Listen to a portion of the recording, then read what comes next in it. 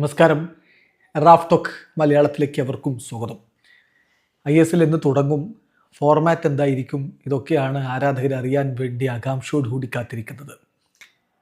ഇപ്പോൾ AFFൻ്റെ റോഡ് മാപ്പിലെ വിവരങ്ങൾ rev sports പുറത്തുവിടുന്നുണ്ട്. അപ്പോൾ നമ്മളതൊന്ന് പരിശോധിക്കുകയാണ്. അതിൽ പ്രധാനപ്പെട്ട ടൈം ലൈൻസ് ഒന്ന്, tender four broadcast or commercial partner January 10 tender കൊടുക്കണം. ലോങ് ടേം സ്ട്രക്ചർ ഫൈനലൈസേഷൻ, അതായത് ISLൻ്റെ ലോങ് ടേമിലേക്കുള്ള സ്ട്രക്ചർ ഫൈനലൈസ് ചെയ്യുന്നത്, അതിന് ഡേറ്റ് ഫിക്സ് ചെയ്തിരിക്കുന്നത് ജനുവരി 20 commercial partner submission dead line ജനുവരി 25.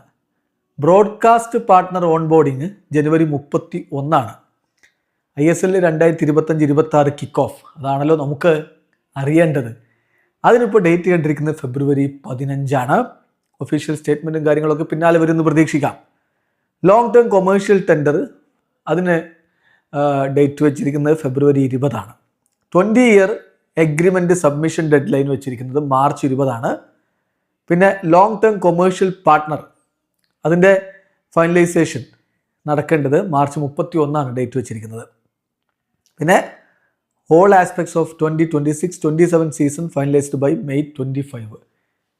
അടുത്ത സീസണിൻ്റെ എല്ലാ കാര്യങ്ങളും ഫൈനലൈസ് ചെയ്യുന്നത് May 25 ഫൈനൽ ഡേറ്റ് വെച്ചിരിക്കുന്നത്. ബജറ്റുമായി ബന്ധപ്പെട്ട വിവരങ്ങൾ നൽകിയിരിക്കുന്നത് ഇങ്ങനെയാണ്.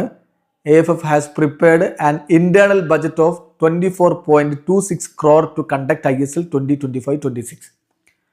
2025-26 സീസണിൽ ISL നടത്താൻ വേണ്ടിയിട്ട് 24.26 കോടി രൂപയാണ് ബജറ്റ് കണ്ടിരിക്കുന്നത്, ഇൻറ്റേർണൽ ബജറ്റ് കണ്ടിരിക്കുന്നത്.